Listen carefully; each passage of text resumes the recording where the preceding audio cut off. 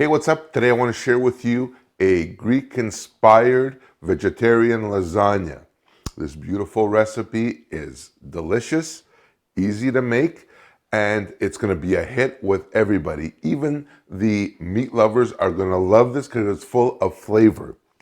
Now, with this recipe here, it's going to have the typical Greek spinach and feta filling, but instead of the classic tomato sauce or even like a white cream sauce, I'm going to make this with a light bechamel.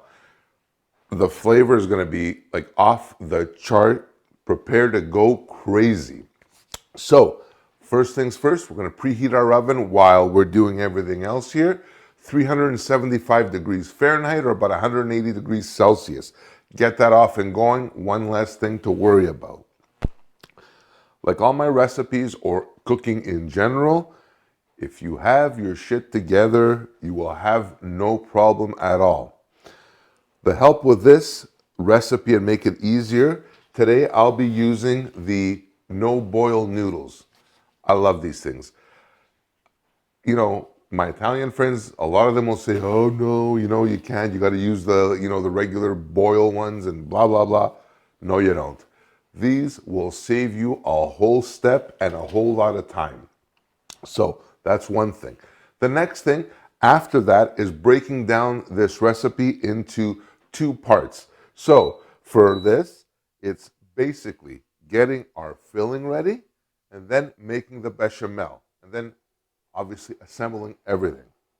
So to get us going with our filling, I'm going to do a little bit of Greek extra virgin olive oil, of course, to get it going. Now, maybe 3 or 4 tablespoons. Generous is better. It also will give you a very nice flavor. Now, for the filling here, I am using green onions. I think that they're a better fit for this recipe because they're not as pungent or they're not as overpowering as the regular white onions are. So real quick, just chop these up. Perfect. So now that our onions or our green onions are done, there's that sizzle. Just throw them in there. Perfect. Just like that. The next part of this is actually just giving these a really quick stir, letting all kind of their flavors start to kind of work and incorporate. While we're doing that, I'm going to grab a grater and start grating in my garlic. And for this, I'm adding a couple of cloves of garlic. You just want that background hum, nothing too crazy. And that's going to go in just like that. Time to season. A little bit of salt, a little bit of fresh cracked black pepper will go in here as well. So now the next thing to go in is our feature, which is our spinach. And for this, I am using approximately 1 pound of previously frozen spinach. Works for me. You have no idea how much a pound of like fresh spinach is. It's absolutely insane. Now, along with this, I'm going to take a little bit of dill because dill and spinach and spanakopita, they all go well together, which is the basic flavor profile of this dish. Leave that here, take that in there and add my dill. What I'm going to do is I'm going to add a little bit more salt, a little bit more pepper, and along with this, I'm going to add a little nutmeg. I grabbed the knife instead of... Nutmeg absolutely loves spinach or vice versa. It's a romance. It's like a bromance. So you're going to do about 1/8 of a pod. It's going to give it that nice essence. It's absolutely remarkable. We're going to save the nutmeg as well because we're going to need it for our bechamel. One more little thing to this that I'm going to add, and sorry to be a little off camera, is I'm going to hit a little bit of cream. Not a lot, like maybe a quarter cup. I want this to have almost a loose consistency. I don't want it to be too dry, and you're going to see how it plays out. If you need a little more, add a little more. In my case, I do need a little more. So for this recipe, you're looking at closer to about a cup of cream.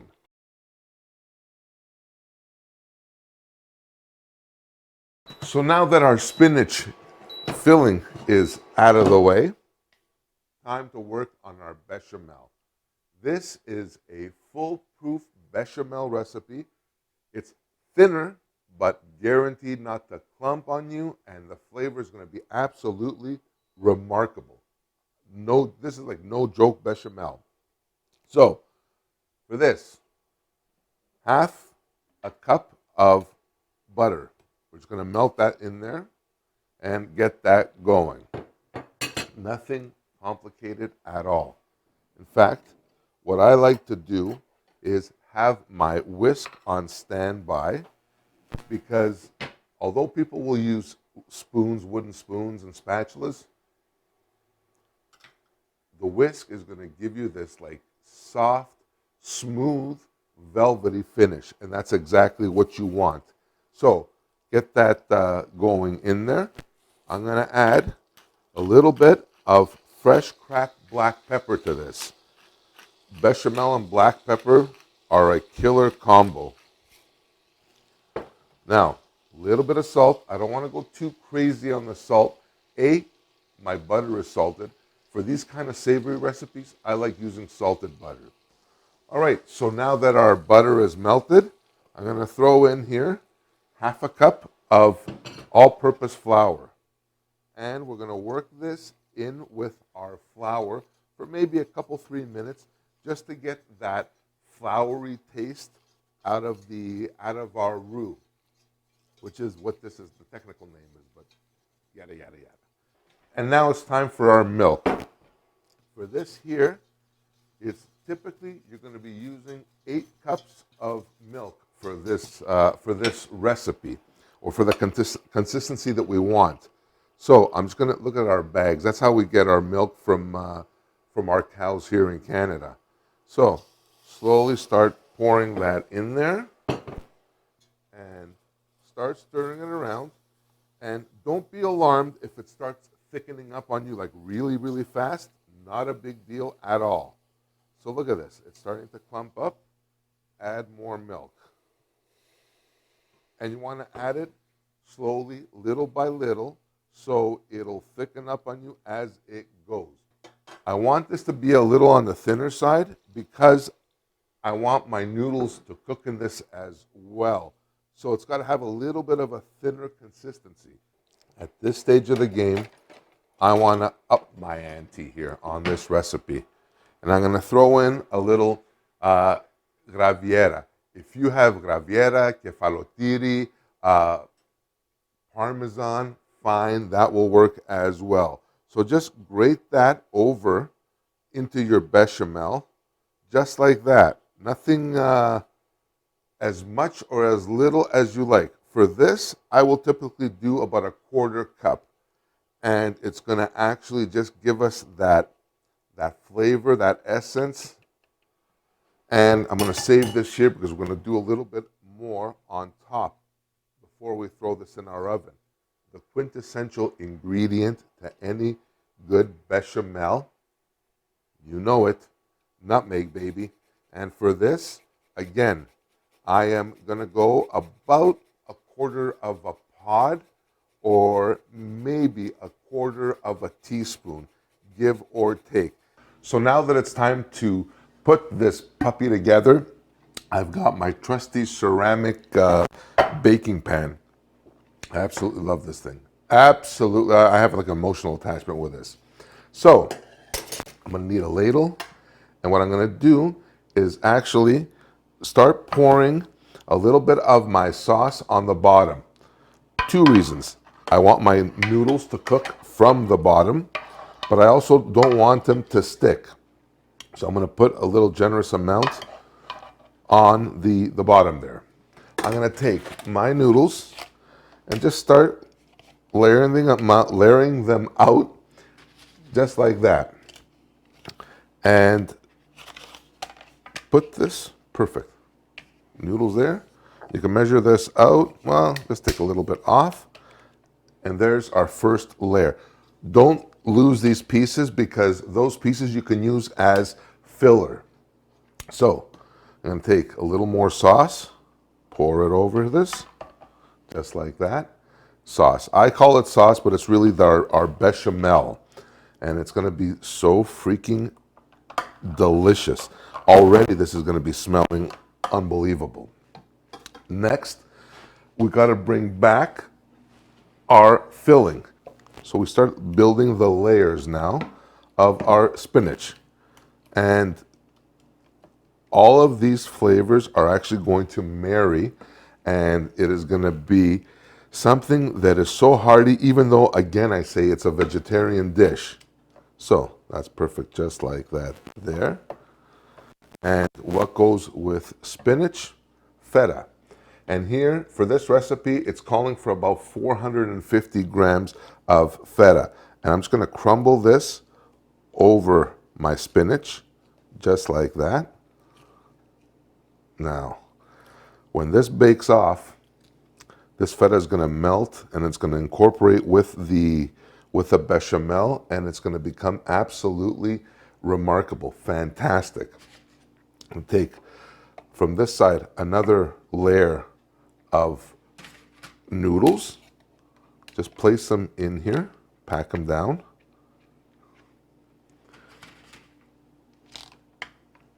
Perfect. And again, snap this off. And when you put this in, put that in just like that. And continue on. And we go on building our lasagna.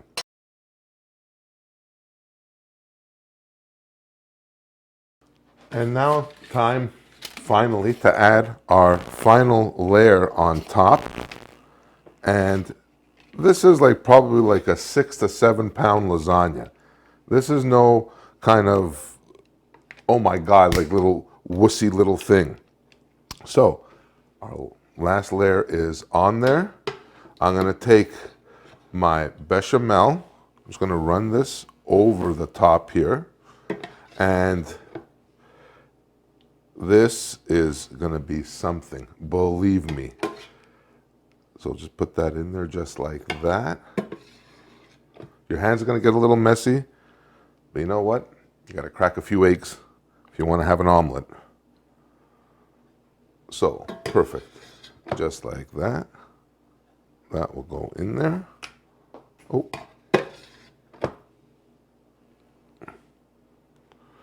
All right. Now, the final layer of this is a little bit of more feta that's just going to get crumbled on top, just very sparingly. And this will kind of give us a nice bubble coat of brownness on top, which is perfect, just like that. Let me just rinse off my hands real quick, because what I want to do as well, excuse my back, is grate a little more of my kefalotiri on top of this. So I'm going to grab this and just real quick, just shave it on top. Oh my God. And when this bakes off now, it's going to go all brown and blistered and gooey and absolutely delicious. And again, if you can't find kefalotiri, graviera, or even mizithra, you can use Parmesan. What the hell? So that's ready to go. This is actually perfect right now. I'm going to pop this into my oven uncovered, 375 degrees for 1 hour, or until it becomes GBD, golden brown and delicious.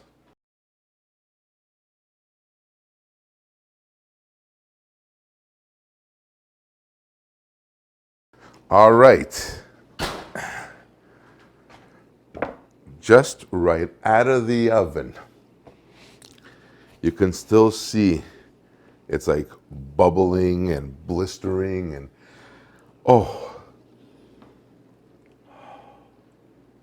This is it, baby. This is the one. Unbelievably delicious, my friends. The smells in here, it's like, it's crazy. Here's the thing. Unfortunately for you guys, I'm not going to cut into this right now because it's way, way, way too hot. But I will promise you this.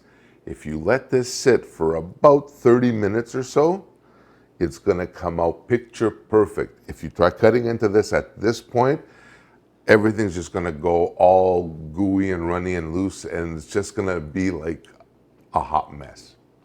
So that's it for this episode on my Greek-inspired spinach and feta lasagna. Easy to prepare, even easier if you don't use, or if you use the no-boil noodles. If you have organization, if you get your shit together, you have no problem with this.